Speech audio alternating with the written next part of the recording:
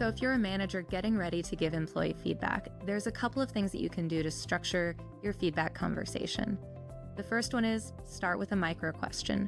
Reach out to your employee and say, hey, do you have 5 minutes to talk about XYZ? Or let them know, hey, in our next meeting, I want to shift from focusing on just the agenda and what we're working on to have some reflection and some time for feedback and coaching. Giving someone a heads up and a little bit of time to prepare is really helpful for putting someone in a place to be receptive.